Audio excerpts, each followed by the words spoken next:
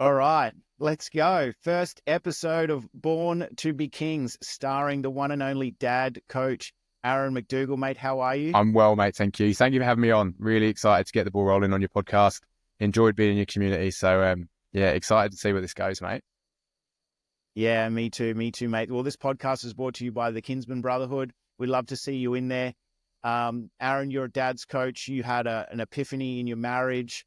You shifted from being in a tradie to a dad's coach. Let's just dive straight in, mate. I want you to just peel back the layers. I don't need like how you become as far as your education, but what was that crucible moment where you just decided that you wanted to go a completely different trajectory with your life and business and marriage? Yeah.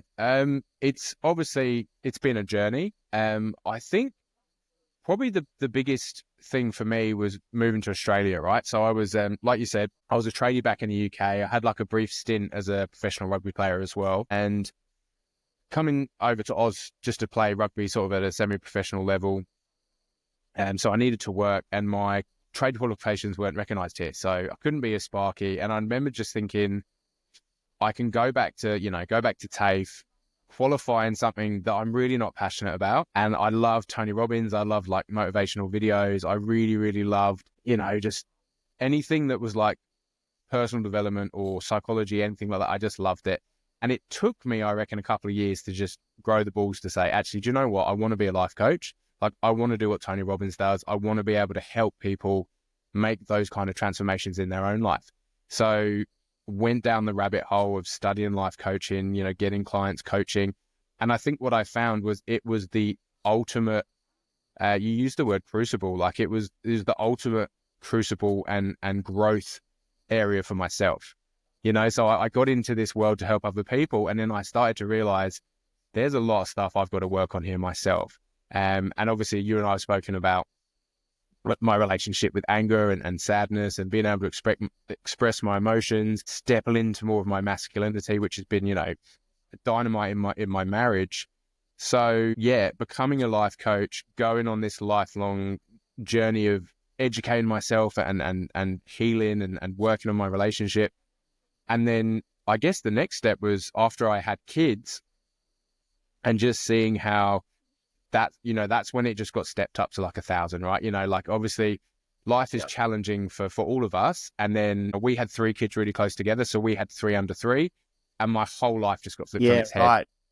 Right. That's another crucible moment. 100%. And I guess it was a make or break moment for me. I was like, look, I can seek comfort here. I can go back to what I know. I can go and get a trade. I can go work for my father-in-law, get a job that pays well, that's easy. But I couldn't, I think, it's like jumping out the matrix, right? Like I'd had a taste of, I can't remember what pill it is. Is it the blue pill or the red pill? Like whatever pill it was that gave me a glimpse of like, this is what life can be like, working for yourself. The red pill. Yeah, the red pill, doing work you love, getting paid well for it, how that affects just my mental health, the people, people like yourself, people I get to connect with.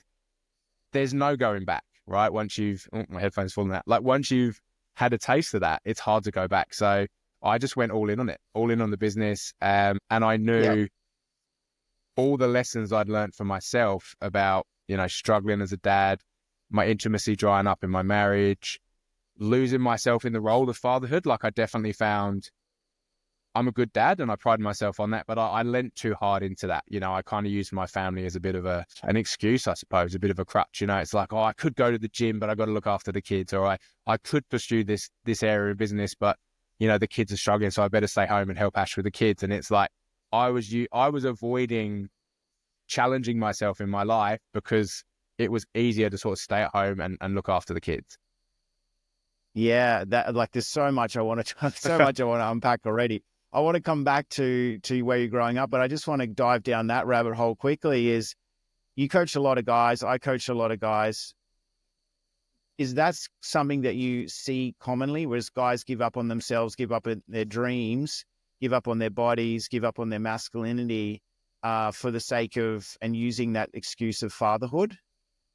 I think so. I think a lot of it, this is my experience of it. I don't know I think a lot of guys just almost, they don't see like they've got a choice. It's kind of the narrative, isn't it? It's like, you grow up, you spend your 20s, maybe early 30s, maybe you play footy, maybe you're like training in the gym, you're going out, you're partying, you're chasing women, you're having fun, right? You're having a lot of fun. You're pushing yourself physically if you're playing like a decent level of sport. And then it's that settling down, isn't it? I think that's like such a myth, where what I'm finding in my relationship, and I know you're the same in yours, is my marriage is like the most intimate, exciting, challenging relationship I've ever had.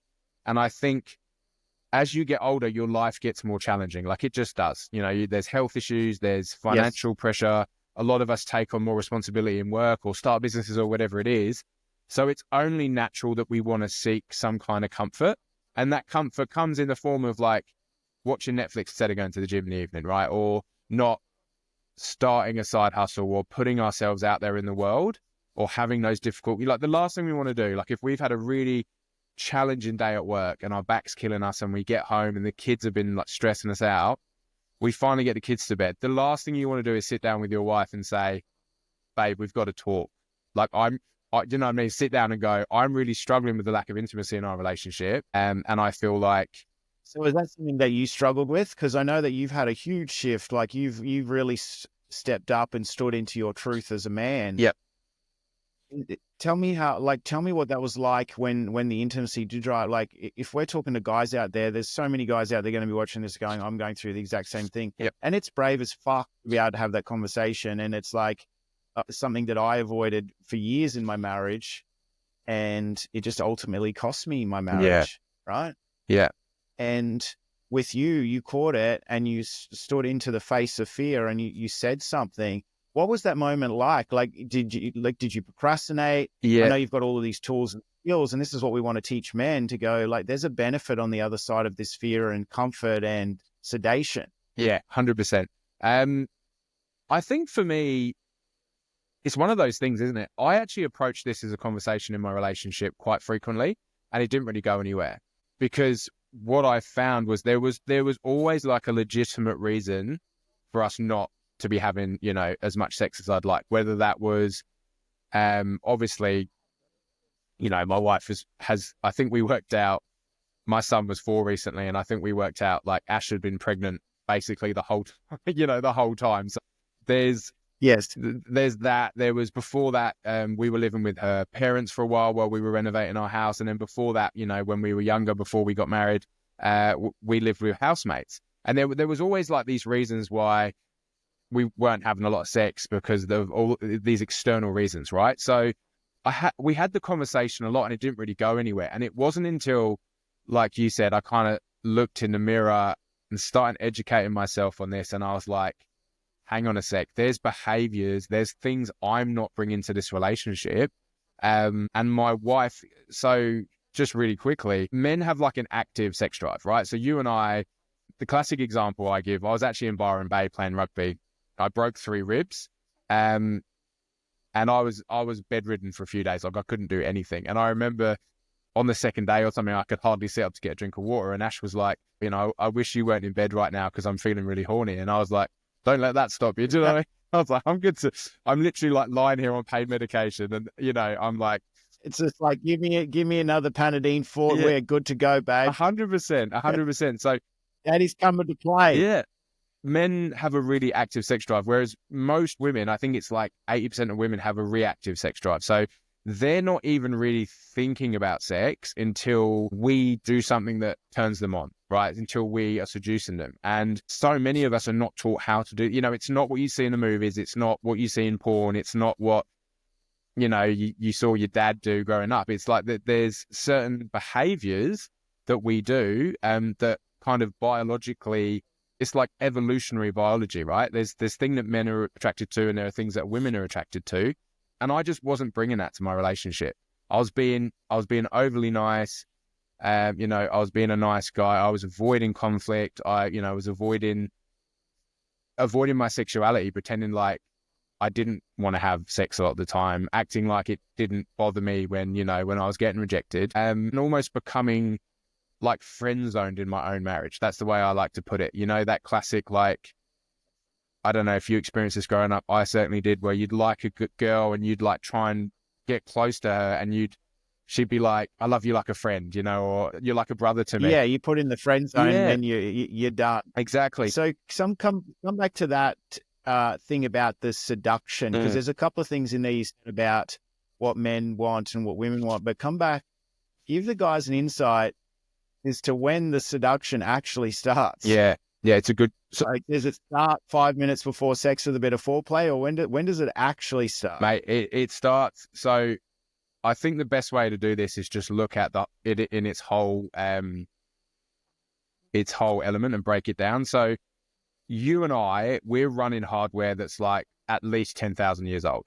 So the fact that we're talking, you know, over technology, over the internet, using Wi-Fi, you know, our bodies, we're still living in a cave, huddled around the fire, killing animals with stones. So Primal needs, 100%, the brothers. 100%. So I like to look back to, well, what did, you know, because we obviously had our predefined roles back then, right? So men were the protectors and the providers of the tribe. So our role, you know, was to be physically strong, mentally tough enough, you know, trustworthy, that we would go out, you know, we would hunt, we would protect, and we would come back to the cave and protect our women and children. So women are, you know, most women are biologically wired to find like physical strength, like high testosterone, physical strength. But it's deeper than that too. You know, that's more of the shallow part of it. It's like men who are a little bit dangerous is really attractive. I give the example of, I don't know if you've seen Outlander. Like, women go crazy for the guy from Outlander. I forget his name. James Fraser. He's you know, he's got a soft side and a gentle side, and he's really nurturing and caring. But a big part of it, like, he's a dangerous guy. You know, like, he will literally, He flips the switch. 100%, 100%. And it's risk. Women are attracted to risk. They are, but yeah, but it's also, it's safety too. So it's risky for other, you know, James is dangerous for other men, but he's not dangerous for Claire, who's the love interest in the story. Exactly. It's not risk towards her. He's willing to take risks to protect 100%. the people that he loves, or to create a stable environment, or to create conditions for, like, as you said, for safety and for providing. 100%. So we've kind of lost it, haven't we, in modern society, where unfortunately there's been abuses, right? That, you know, we know domestic violence is an all-time high. We know that there have been generations of men who've used their, you know, they've had the control in the finances, and, you know, women couldn't even buy a house years ago without, you know, the man present. So there's definitely been abuses of power by men in the past. And like all things in life, as we've tried to correct it, I think we've overcorrected. And there's a lot of men out there who, I certainly was, I was scared to step into that because I didn't want to seem like I was domineering or abusive or controlling, right? So because you didn't have I'm assuming that you didn't have a healthy display of what healthy power was, right? Because, like, I think there's a really, really important distinction. I speak about it a lot, the difference between power and control. Like, power is an internal thing. Power, like, we can feel powerful, we can feel good about ourselves, certain, confident, and we exude power. But a lot of men have an internal locus of control where they're trying to control everything around them rather than being powerful, right? So tell me that, explore that for me, the difference between, if men are trying, like, that whole thing, controlling money, versus, say, a guy wants to step into his healthy power in a relationship. How does he go about that? It's a good question. And I think it's a little bit different for everyone. But the gold standard is probably, I always say, like, to my clients, is if you can book like a date night for your wife where the kids are taken care of, you've booked nice accommodation too, not just, you know, like, you've booked somewhere, and it's not all about money, right? Like, don't misunderstand me. It's not about, because I say this to people and they're like, oh, but I got to get like an overnight babysitter, and I got to do this, I got to do this, I got to do this. Like, obviously this is within your means, but this is an investment in your relationship. This is important. So if you can, and ideally it's a surprise, because if we're kind of checking in with our wife, women have a huge mental load. Like, there's a lot going on in their heads, Yep. and like they're emotionally overstimulated as well. So the more we can take care of as the masculine in a relationship, like as the man, the more we're going to free up that mental load. The more she's going to be able to like switch off that part of her brain, which is logical, which is quite masculine, right? Because we want to be able to you've probably heard these like buzzwords, masculine and feminine, but all it really means is if our woman's constantly in her head and like being logistical and trying to sort out what's for dinner and sort out the bills and organize this and organize the kids and organize what we're doing at the weekend, then she ain't one to get laid. 100%, because she needs to be able to relax. She's not thinking about Sure. you and sex and anything 100%. ever. And that's what we were talking about. The foreplay actually starts when it might sound weird, but like foreplay in our house or like foreplay in my clients' relationships, like doing a meal plan for the family for the week. Because what you've done is you've gone, and by meal plan, I don't mean like sitting down and being like, hey, babe, what are we going to have on Monday? What are we going to have on Tuesday? Because that's not leadership, right? That's kind of like... It's just more decisions that she has to make. 100%. But as humans, but on the flip side, we're not just like, you're eating salad this week because you're getting a little bit tubby, because that's just arsehole territory, right? So it's like, yes, where's the healthy balance of like, okay, sit down, I'm going to do a meal plan. So classic example, I enjoy cooking. So I actually do most of the cooking in our house. And for a long, long time, I would be like, hey, babe, what do you want for dinner tonight? Thinking I'm going to include her in the decision-making. And that's me being like nice, right? And just because I don't want to cook something she doesn't want to eat, right? So I'd ask her what she'd want to eat. And she'd go, I don't mind. Like, what are we having? And without fail, 9 times out of 10, I'd be like, oh, I'm going to do like a Thai curry. Or I'm going to do this. I'm going to do that. And she'd be like, I don't really fancy that tonight. And I'd be like, okay. So I just ran a little experiment where I would just cook and then serve it up. And she's never gone, I'm blowing my own trumpet here, I'm a pretty good cook, right? But she's never gone, I don't like this. Take the wins, brother. Yeah, Take or not finished it. But I think the key takeaway for me was just like, if I kind of ask her what she wants, she gets over analytical about it and then gets in her head. Do you know what I mean? She just thinks, I want something super healthy. It's just another decision that it's just another decision that she has to make on top of the 8,000 decisions. 100%. So the foreplay starts, for the cliff notes for the men, the foreplay starts really in the kitchen a week before. Then just anywhere you can provide structure, and whether that's like a calendar, meal plan, ideas for stuff to do with the kids, automating like bills, finances, taking care of like the mortgage, the rent payment, because as much of that as you can take care of, we're freeing up that space. And the more we can free up that mental load in our woman, like you say, that she's going to be able to switch off and she's going to be receptive to our masculinity and our attractiveness, which is going to turn her on, which is going to increase sex in a relationship in like an incredible way. Yeah, I love that because I hear guys all the time and they're like, you give them the advice, and I know you've spoken about this, and you give them the advice and they're like, yeah, go take your wife out on a date night. And then they text message their wife and say, book the restaurant, organize the babysitter, XYZ. And it's just like a complete train wreck because the wife's completely stressed out from doing or organizing all. There's no romance, there's no surprise, there's no nothing. Yeah. Like the gold standard is, and I hear this from a lot of women because it's really interesting. When I started doing this work, I had a lot of women reach out to me and say, I love your work. I really want my husband to work with you, but he's not, how do I make him work with you? And that kind of sucks because what that's telling me is she's so used to making the decisions in a relationship. She's like trying to make the decision for her husband to come and do the work. And unfortunately, that's not leadership, right? Because if she's telling her husband to go... Well, it's very common, though. It's so common. It's very common. Yeah. But the woman will be walking out the door and the guy will be like, I didn't see it coming. Yep. And she's like, you've had Aaron's number for 6 months.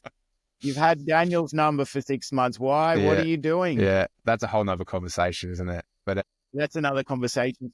I want to come back to, so if you think about, there's guys out there that grew up like you did. They grew up fucking hard, right? Like you grew up, I know your story. You grew up in a rough neighborhood. You played rugby. Like you guys are killers. You got all this aggression. You got all this anger. Yeah. How does that dealing with those emotions, like dealing with, I know we did some anger work together, but how does dealing with the anger, getting in touch with your emotions, finding that healthy pattern, how have you seen that translate into your own marriage? Like how did that shift where you kind of just shoved shit down, didn't deal with stuff, just, you're a blokey guy, you're fit, you're strong, you're big, and man, you played rugby union in UK, like you're hard as fuck. Yeah. Thank you. But how does that transition, that you noticed that shift with how you showed up in your relationship, and how did that affect the marriage? That's a really good question. There's a lot coming up for me when you're saying that. So I think probably the first thing to address was, I think part of the reason I did suppress my masculinity for so long is because I am big and strong. And I know you probably know more about this world than I do, but it's that kind of, that shadow side of us, that animalistic side of us, a lot of us are scared of it. So for me, I pretended like I wasn't this big, strong, dangerous guy that could do a lot of damage, right? Where now I'm more, I own that now. I think Jordan Peterson says it, doesn't he? He's like, there's no virtue to being a weak man. Like a weak man has to be kind and good and generous because he's got no choice, right? Whereas a dangerous man, it's like, I treat my wife and my family and the people around me with respect because I choose to do that, right? It's not. Yeah, I love that. And I don't know, it can be misconstrued because it's not like, I could just, I don't know, go and yell and scream and throw my weight around and get what I want. But I've got that under control, and I've always had it under control. But yeah, there was a part of me that for a while that was suppressing that and hiding that. Sorry, did you have a question on that? Did I cut you off? No, I get it. I think it's great. Yeah. So how did when you really tapped into that anger and didn't fear that anger? Because I think a lot of guys, they don't know how to deal with their emotions. They find them like with you, like we're all capable of violence. We're all capable of destruction. And what happens in marriages, and you sort of says a lot of domestic violence and a lot of shit like this that's just unacceptable from men. Yep. Because men don't know how to deal with their emotions in private, because otherwise they just spill over everyone. Yeah.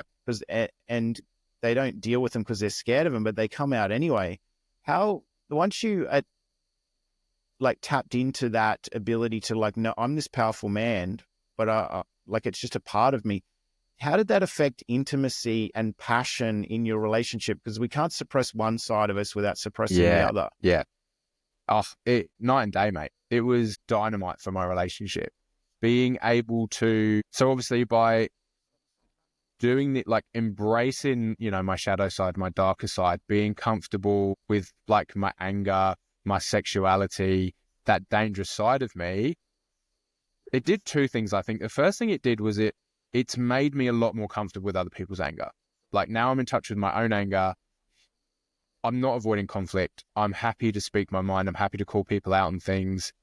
I'm happy to speak my mind to my wife. And this is something that, women find really attractive, is a man who can be honest. And it's so counterintuitive because most of the time I'm honest with my wife, Ash, I actually piss her off and she'll get upset and she might leave or she might shut down, she might close off. Now I was conditioned, from childhood and just past relationships to avoid that because I thought, well, if my wife's angry at me, that's bad. But what I now know is if I've brought something up and pissed my wife off, that could be good or that could be bad. It's kind of, that's not the most important thing. The most important thing there is I've been honest and expressed my truth, what I'm thinking, how I'm feeling to my wife. And she respects the hell out of that because big part of, masculinity is about, as you know, like being that rock, being truthful and honest. So my wife and I have been experimenting with extreme ownership, extreme honesty. So I'll Yeah. say exactly where I'm at, exactly how I'm feeling, and it pisses her off, but she respects that, and it increases the attraction. The other thing is, it just brings this kind of primal, kind of primal side into the actual sex itself, into the bedroom, where you can just get a bit more rough, a bit more intense, and your partner really responds to that, because there's a part of her, that, again, that kind of 10,000-year-old part that just loves the big tough caveman in you, that's just going to sort of pick her up and take her back to the cave. So, Yeah, she wants to be ravished, right? She wants 100%. to be desired, and like by you ravishing her and being physical in a healthy way is Yeah, actually showing her cells, like her physical cells that women respond to, that she feels desired and that she's wanted and that she has a place in this world, right? 100%. Because going back to that evolutionary psychology, we're hardwired to procreate, to reproduce for the sake of the species. So if she feels sexual and ravished, she's fulfilling her duty to the world. Like, and that's not like a women's sexual, this is their duty. It's like, I'm just talking about evolutionary 100%. psychology, right? 100%. And I think that's really important in this conversation, is we can separate, because sexual attraction is not politically correct. It doesn't take into account hundreds of years of really positive social development and improvement, right? So it's, Yeah. yeah, So before I want to jump straight in there because I have to talk to you about this. You put like your posts have been getting braver and braver and more honest and yeah, more truthful and just really lifting the lid on what men actually don't yeah, say yeah, and what women actually want and they've been begging for and guys have been begging for but don't say. Women say it all the time. yeah. Talk to me about that post you wrote about like what was the difference that really made the improvement in your marriage? I mean, we just talked about it off air. Yeah, yeah. So yeah, and thank you for the acknowledgement there. So yeah, a big part of it was my wife's a personal trainer. She's in incredible shape. I love how she looks. I tell her all the time, I'm like, babe, she's in her, she'll hate me saying this, she's in her 30s now, mid-30s, but she just looks, she's just blowing away all the 20-year-olds in the gym every time we go there. And I love that. I love her walking around in activewear. I'm obsessed with my own wife. And I think that's really, really important, because evolutionary, as we were talking about before, I know that my attraction as a man, again, evolutionary biology, I am looking for a woman who's physically healthy, genetically healthy. That's why we find symmetry so attractive, right? Because it's a kind of a sign of like healthy genetics. So Yes. yeah, I know, like, when, Ashley's got her hair done and she's been in the gym and she's dressed up, I'm attracted to that. That's doesn't mean But I'm the thing shallow. is the thing is that she knows that you know that and that she's Yeah, willing to 100%. do that for you. And it's not some weird, like controlling, you must look good for me. It's like, no, you said this and it was beautiful. It's like, she knows what I need as a man, which is to look good for me. Yep. Right. Yep. And then you said like, but I know what she needs is to be emotionally available to her, to meet her emotional needs. And I thought, Yep. that's a beautiful dance. Yeah. It's like both people asking for what they want, no shame, no controlling, no nothing. Yeah. And it was just incredible to me because I always have this thing in my mind, and I did a post about it the other day, is that couples, you see them in 12 months after they get divorced, they look the best they've ever looked. Spiritually, they're in the best place. They're looking after themselves. They're focusing on themselves, like their internal world and personal development and all of these things. And they look good. They feel good. They've worked on their traumas. They've done all this stuff, but they've done it 12 months too late after the end of the divorce. So I love that. What you're teaching guys is to be able to do that inside the marriage. 100%. And it's so sad that like so many, and let's be clear, some people shouldn't be together. Some people are in abusive relationships. Of course, like, you're better off for everyone and the kids to just leave that relationship. But so many, I see it so often. And obviously the communities I'm in, as soon as someone's expresses any kind of concern or issue in their marriage, it's like the guys are either like, she's cheating on you, leave, document everything, get lawyers involved. And it's just like, your wife is just crying out for you to step up. But she doesn't know how to language this to you, right? And I guess the really frustrating... Exactly. So how did she, it's like, so they see it as nagging. They do, but I also think this is so deeply ingrained in us that we don't necessarily know how to have this conversation, right? So I'll give you the classic example.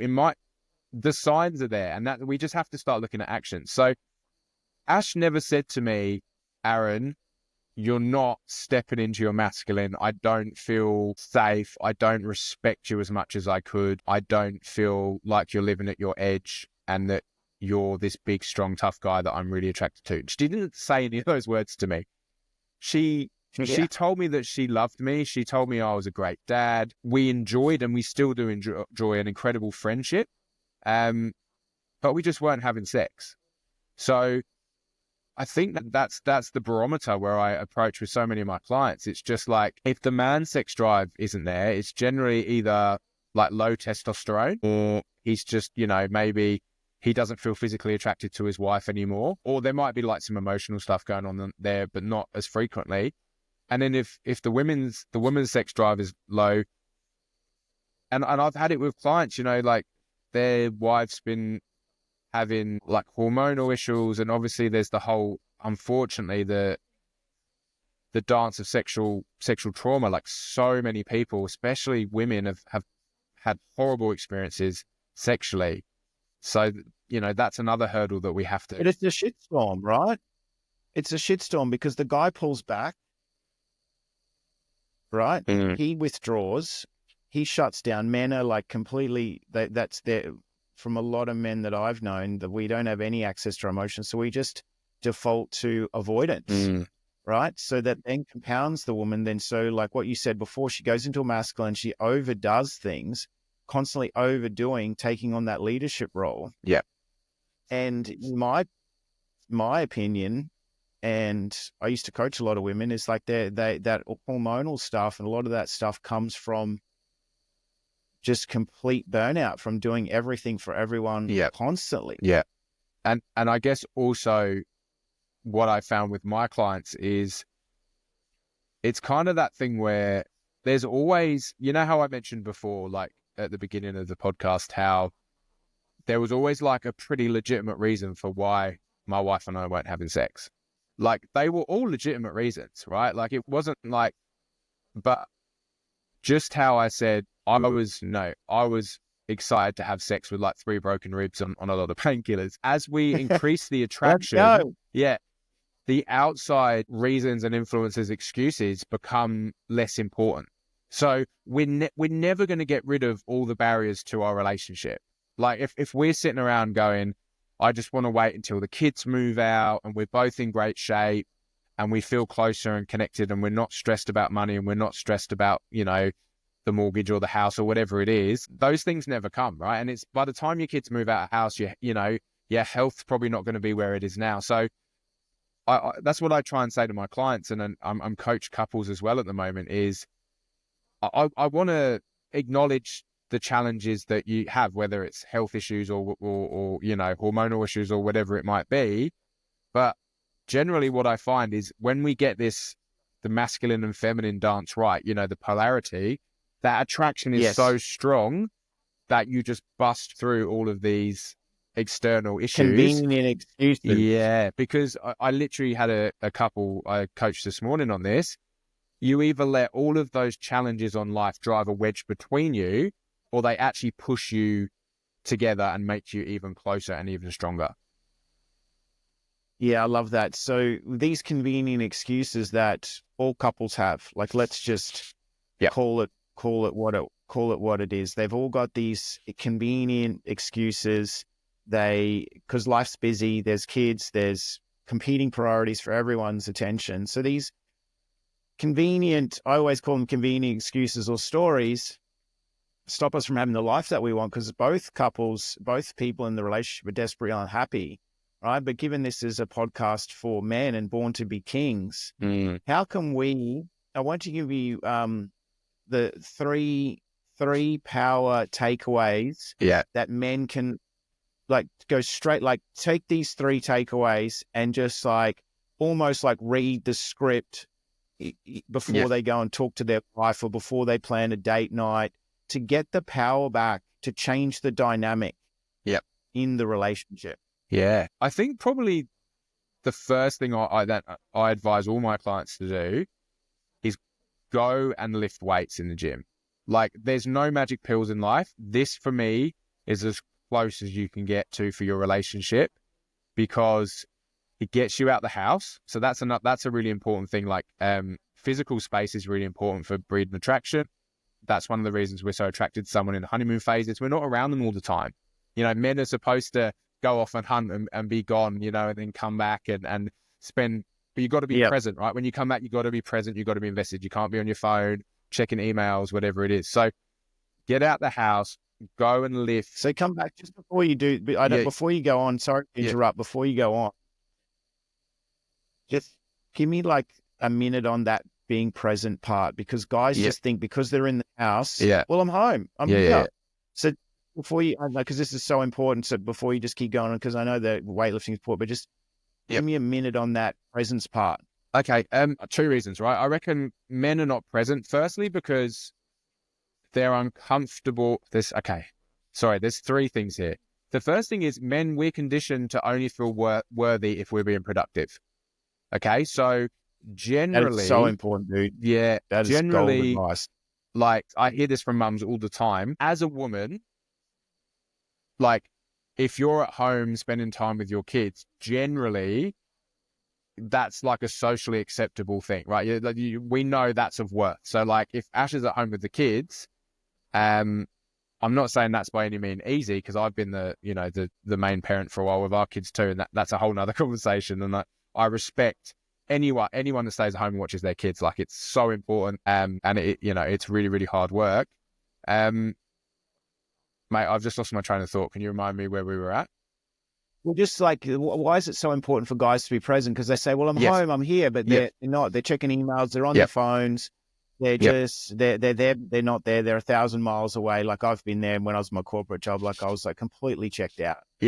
So on that, I think we don't feel valuable at home. We kind of feel a bit worthless. We feel like dead shits or dead weight, almost lazy. We're like, I'm here, I'm a dad now. What do dads do? They make money. How do I contribute to my family? I make money. Most guys aren't comfortable being fathers. Maybe they didn't have a good, role model with their dad. Maybe they won't show how to be with children. So often when guys become fathers, they're like, I don't know what I'm doing. I feel kind of useless. And this adds a whole other dynamic where if our wife's in her masculine and she's like, you don't change his nappy like this, you do this, or you're giving him grapes, you have to cut the grapes. She doesn't trust him, is that right? Like, she's not trusting. She doesn't given trust her any him, reason to trust but he's also not taken the initiative to learn how to parent. So she's being overly masculine, he feels useless, and he's just like, I actually feel a lot more like people respect me at work. I'm good at my job, so I get significance, I get respect by being at work. I'd actually rather just be at work right now than at home. I'll go make some more money, and then like we'll get a new car, or we'll go have a holiday. And that sort of fixes things. Yeah. So one, they just don't feel valuable at home, so they'd rather just not be there. It's a distraction, because being a new parent, especially, it's scary, right? There's anger, there's resentment, there's sadness, all these wonderful emotions that I know in your work, like, you encourage men to express and feel. So many of us are uncomfortable with that, myself included. Like, especially, I'm better at it now, but not so much in the past. So if we're sat there and we're feeling angry, or we're feeling sad, or we're feeling disappointed in our lives, we distract ourselves with our phone, with emails, TV, Netflix, whatever it is. So we can't be present, because being present means being in touch with how you feel internally, right? It's not just about, like, if I'm with my wife, being present doesn't mean I'm fully focused on her. I'm actually focusing on how I'm feeling and where I'm at. And that is so hard for men to do. Yeah.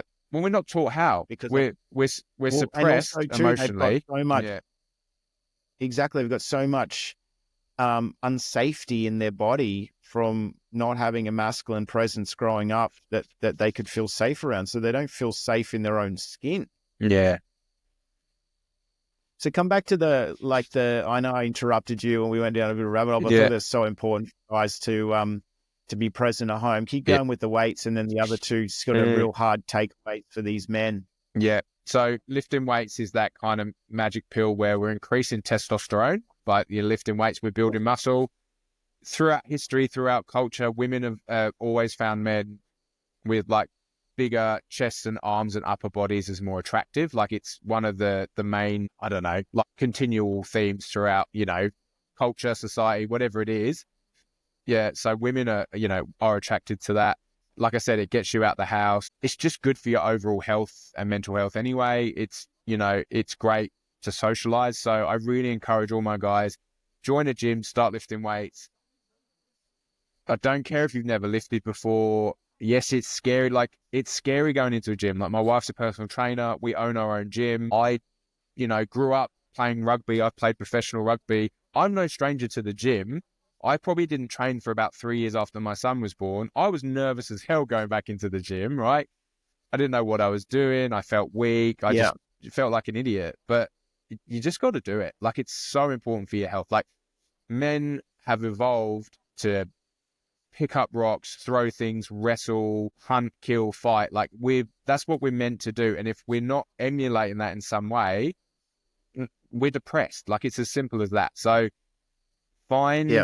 ideally you'd be lifting weights or you'd be doing some kind of like, I've done a bit of BJJ and Krav Maga, which are like, since I stopped playing rugby, there's just been this real itch in me to get physical again. And controlled violence is, again, that's just like, you know, dynamite for just you as a man and your relationship and everything else. So, but yeah, lifting weights is kind of the minimum. Like get to the gym, lift weights.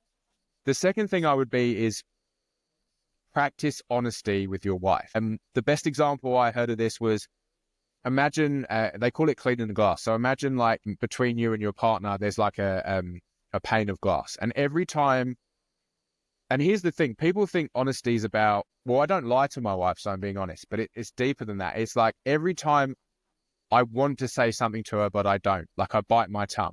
You know, if there's something that she does that frustrates me, or just, you know, not necessarily a criticism, but you know what I mean? Just these things that we're like, oh, I'm just going to keep the peace. I don't want to rock the boat. You know, every time we bite that back, that's like an epidemic with men.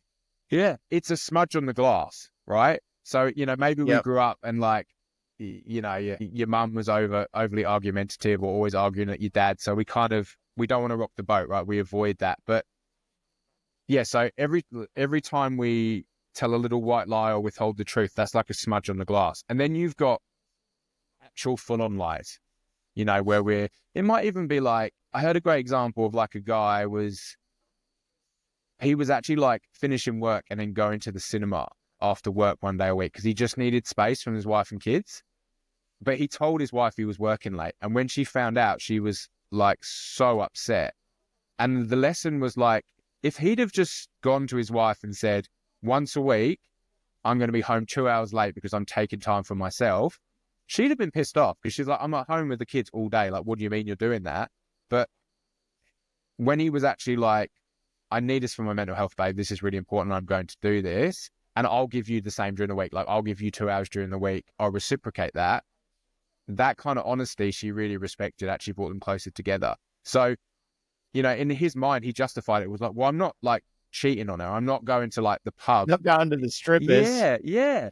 But that wasn't the issue. The issue was the dishonesty. And that, you know, in the clear the glass analogy, that's like a huge clump of mud, right? So the more white lies, untruths, and actual lies we tell, it smudges the glass and we can't see each other. We're not connected. And what we want to do is, the more honest we are, the clearer that glass is, the better we can see each other. And the better we can see our partner, the deeper that connection is and the more intimacy we're going to have. So I would really encourage practicing kind of like radical honesty. And it's like, it gets worse before it gets better. You know, you're going to piss your wife off. You're going to piss your woman off. That's part of being in a relationship. Like, and she's testing you too. And that's like another rabbit hole. But like, we don't have time for that. We could go feminine test. It might be another episode for podcasting a whole podcast. 100%, 100%. But just knowing that she would rather you make her absolutely furious with the truth than try and please her with a lie. In a nutshell, I would say that. And then the third thing would be, so we're going to go to that. Yeah, we're going to go to the gym. We're going to practice that again. She would much rather make her furious with the truth than please her with a lie. Yeah, because that ends up just being completely destructive. 100%. And you're just, you're not being congruent. If you're not being congruent, if you're not living in your truth, then you're not being a man. You're not being masculine. So that's what she wants. She doesn't want a yes man. Like, she doesn't want someone to take care of her that way. She wants you to take care of yourself, because the stronger you are as a man, the better you can take care of her. Again, go back 10,000 years. The woman doesn't want the man who gets her the most flowers. It's like, he's the biggest, strongest, best hunter there is. I'm safe with that guy. I want that guy. Yeah. He's going to give me children. He's going to look after the children. Again, it's not politically correct. It doesn't take our feelings into account, but it doesn't matter. Once we understand that, but we can leverage it. That's why women put fake eyelashes on, right? And wear, Spanx and Lorna Jane tights so their bums look better. It's the same thing, right? It's leveraging the natural attraction that we have for the opposite sex. And there's nothing wrong with that. Relationship. I think it's doing what works. Yeah. It's and it's not being incongruent. I think it's like people get caught on this whole thing. Oh, you've just been incongruent. No, I'm doing what works. It's a game that we're playing called life, and everyone has their needs, and everyone's seeking to get their needs met. Yeah. But I think we worry about being shallow. I think it's like an either or situation. People do. It's just like, oh, well, people used to say to me, oh, you're so vain. You're like, oh, I saw some woman said to me, oh, well, you're over 30. If you got a six-pack, you're self-obsessed. I'm like, well, I'm over 40 and a six-pack, and I'm not self-obsessed. I just want to look good. Yeah. God gave me this gift to look good, and I want to look good, and I want people to look at me and go, holy fuck. Yeah. It's not because I'm shallow and egotistical, because there's so many dimensions to my personality. Yeah. And how much does that improve your life? Just being fit. My life tenfold. I'm 50 and I'm a machine, because and I'm proud of it, because I work every day on it and obsess about it, and obsess about my health and my eating and my training and my what I put into my mind and my spirituality. That's something to be proud of. And I think what you said, people are worried about ruffling people's feathers. Yeah. But in relationships, about what is and what isn't. But the catastrophic flip side to that is no one's getting what they want. Men are flipping the switch and being abusive. Women are leaving. There's divorces, all of these things, because no one's getting what they want. Did you know more affairs are initiated by women now than men?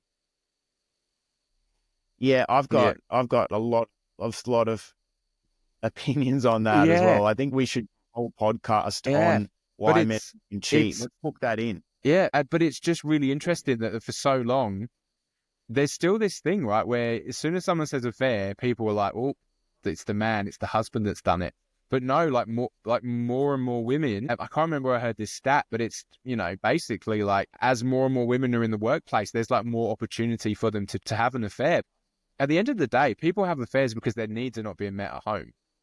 So they're just looking for their need. They're looking for sex, intimacy, connection, support, feeling respected, whatever it is that they're getting from that partner in the affair, they're not getting at home. Well, can we talk about the evolutionary psychology thing about it as well, right? Because it's risk. Women are attracted to men that are willing to take risk. You did a post about it. Like you said, if there's no intimacy or spice in your relationship, maybe you're not chasing your dreams. You're not out there wanting to conquer and take over the world, right? Yeah. Women are attracted to risky men, because risky men in evolutionary psychology are more have the ability to provide and to hunt and take risks to risk reward, right? Take the species forward, right? Yeah. So these women are attracted to these men that are risk takers, right? So any man that's having an affair is a risk taker, right? So I think we need to do a whole podcast on this. Yeah. So let's go to number 3, mate. Let's get number 3. What's the third takeaway that you can give these men? The first one, was obviously hitting the gym, look good, feel good about yourself, be strong, look good, feel good. Yeah. Second one was speak your truth, have a powerful relationship, radical honesty in the relationship. And what's the third one? Number 3 would be take the lead wherever you can in the relationship. It's really funny. Like, I can spot now a couple a mile away who are having trouble. And I tell you, like, the biggest tell is I'll be in a coffee shop. And like, if Ash and I go out for coffee, I'll message, like, classic examples, like today we grabbed a real quick lunch because I had gaps between clients. And I was like, hey, babe, do you want to go grab brekkie at 11? She was like, yep. I was like, awesome. I was like, because I'm at the B&B at the moment. I was like, all right, meet me at the B&B and we'll head into town. She rocks up, I drive there, you know, we get there. I walk in, go straight up to the guy, table for 2, please. He's like, yeah, sit anywhere you want, you know, take her hand. I'll lead her to a table and we'll sit, you know, like, so the whole time I'm like leading, I'm like, right, we'll sit here. The waitress comes over, do you want still or sparkling? I was like, oh, just still today, please. And then I order a coffee. But it's like, I'm just taking the lead the whole way there. Ash doesn't have to think about anything. Not because she's stupid or she can't. Like, I think that's where the messaging gets.